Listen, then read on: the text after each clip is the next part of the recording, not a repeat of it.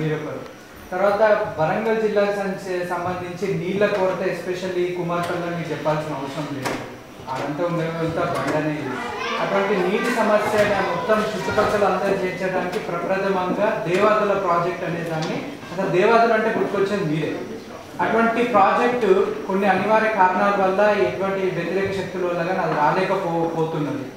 And Telangana రేపు ఎట్లాగో వచ్చేస్తుంది. ఈ దేవాదుల ప్రాజెక్టుని మీరు ఎంతవరకు ముందుండి తీసుకెళ్ళగలుగుతున్నారు?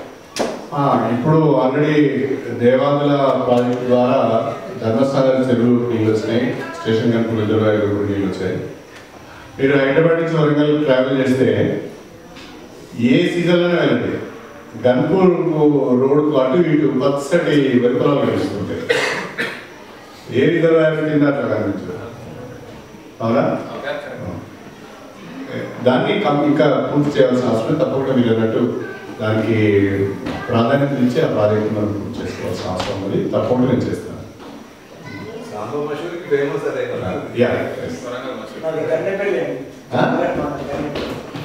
మన చెడు గారు అయ్యో పేరు నా ఓటర్ నలుగురు నా ఓటర్స్ కెమిస్ట్రీ లెక్చరర్ కానీ నేను ప్రైవేట్లో జాయిన్ అయ్యే వరకు మీరు ఆల్రెడీ పొలిటిక్స్ నేను 87లో వచ్చేసాను. ఇక్కడ అందరి డౌట్ ఏంటంటే తెలంగాణ వస్తుంది వాళ్ళు, కాకపోతే రేపు ఎలా మనం పోరాటాన్ని సాధించుకుంటాం ఆ పాయింట్.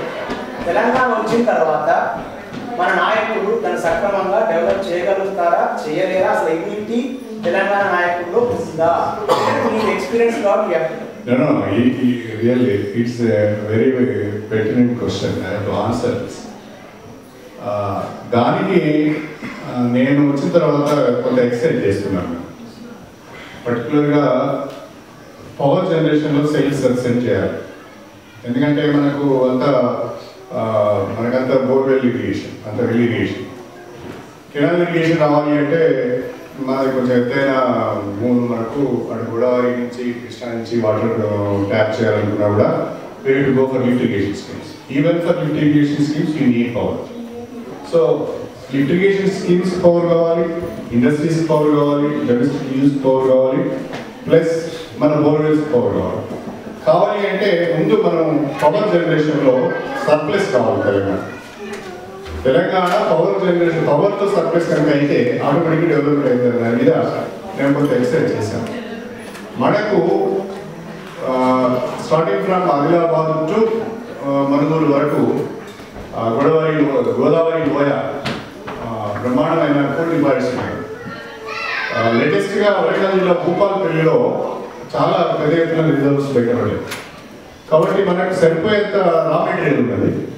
మనం పిట్ హెడ్స్లోనే కనుక థర్మల్ పవర్ స్టేషన్స్ మనం ప్లాన్ చేసుకుంటే దాన్ని అనవసరంగా ట్రాన్స్పోర్ట్ చేసి లాజిస్టిక్స్ పెట్టి అనవసరమైన ఎక్స్పెన్సర్ లేకుండా పిట్ హెడ్ మీదనే కనుక మనం థర్మల్ పవర్ స్టేషన్స్ నిర్మాణం చేసుకుంటే మనం వితిన్ 5 to 10 years కూడా we can supply power to other states మనం సప్లై చేసేంత కోర్ మన దగ్గర. ఇది ఒక ఆస్పెక్ట్ వర్కౌట్ చేస్తున్నాం. రెండవ ఆస్పెక్ట్ ఏంటి అంటే కృష్ణా వాటర్, తర్వాత గోదావరి వాటర్, ఈ రెండు రివర్స్లో ఉన్న వాటర్ మనం వెంటనే ట్యాప్ చేయాలి. ఇప్పటి వరకు మనం ఎంత వాటర్ యూటిలైజ్ చేసినాం. రేపు ఇరిగేషన్ స్కీమ్ దేవాలయ ఇరిగేషన్ ఉన్నది. We need 330 megawatts power for it. So every project should have dedicated power. అంటే ఆ ప్రాజెక్ట్కి సంబంధించి డెడికేటెడ్ పవర్ ఉంటే తప్ప సార్ ఎకనామికల్గా వ్యాల్యూ కాదు. సో అది ఎట్లా మనము వర్కౌట్ చేయాలని కూడా మేము వర్కౌట్ చేస్తున్నాం. రెండోది కూడా ఏమైంది అంటే ఇబ్బడి ముబ్బడిగా ప్రాజెక్ట్స్ టేకప్ చేశారు లిఫ్ట్ ఇరిగేషన్ స్కీమ్స్.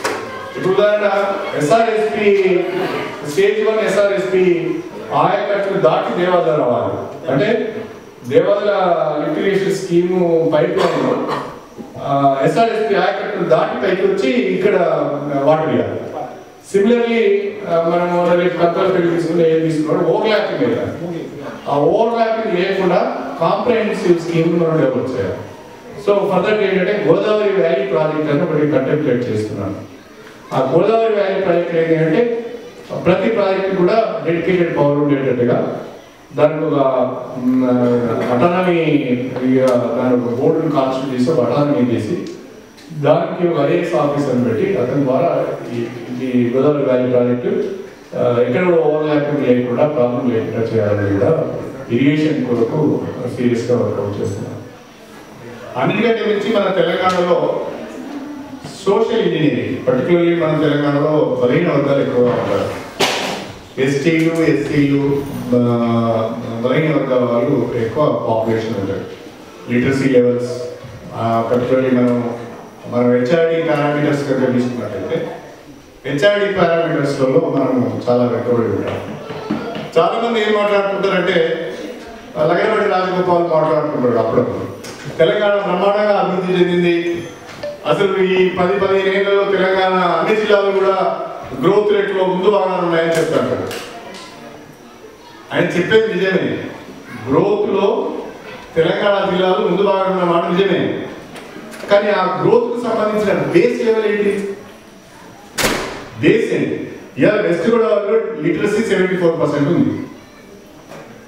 వెస్ట్ గోదావరిలో లిటరసీ 74% ఉంది. మహబూబ్నగర్కి వచ్చాకే 52% ఉన్నది. ఈ 52% నుంచి గ్రోత్ ఎక్కువ ఉంటుంది. ఎందుకంటే చాలా మంది బడి రాని పిల్లలు ఉంటారు, మధ్యలో బడి మానేసే పిల్లలు ఉంటారు, చాలా మంది బాల కార్మికులు ఉంటారు, వాళ్ళందరూ ఎన్రోల్మెంట్ పెరుగుతారు. అదే నీకు వెస్ట్ గోదావరికి వెళ్తే 100% ఎన్రోల్మెంట్ ఉంటుంది. వాళ్ళు ఎవరిని కొత్తగా బడి తీసుకొచ్చేది లేదు, ప్రతి వాళ్ళు బడి పోతూనే ఉంటారు. బడి మానేసే వాళ్ళు ఉంటారు, బాల కార్మికులు తక్కువగా ఉంటారు. అక్కడ లిటరసీ లెవెల్స్కి వచ్చే వరకు ఆడ 74 నుంచి 80 పోవడం అనేది చాలా కష్టం. కానీ మనం 50 నుంచి 70 పోవడం ఈజీ మనం. అది ఇది చూపించి వాడు ఏమంటే గ్రోత్ రేట్ మీదే ఎక్కువ అంటాడు. దయచేసి మీరు అందరూ అర్థం చేసుకోవాల్సిన పాయింట్ ఇది. ఇప్పుడు భ్రూణ హత్యలు ఉన్నాయి. భ్రూణ హత్యలు తెలుసా మీకు? తెలుగు మర్చిపోలేదు కదా. భ్రూణ హత్యలు ఉన్నాయి, నల్గొండ జిల్లాలో ఎక్కువ ఉంటాయి. ఎందుకు నల్గొండ జిల్లాలో భ్రూణ హత్యలు ఎక్కువ? ఫ్లోరైడ్ ప్రాబ్లం కావచ్చు, పేదరికం కావచ్చు. పేదరికం కావచ్చు. నీకు అవి భ్రూణ హత్యలను కంటైన్ చేసేది ఒక పారామీటర్ లేదు. నల్గొండ జిల్లాలో భ్రూణ హత్యలను ఆపగలిగినాం, ఈ మేరకు ఇంత % తగ్గించగలిగినాం. తర్వాత వెస్ట్ గోదావరిలో భ్రూణ హత్యలను లేవు, 0 అంటారు.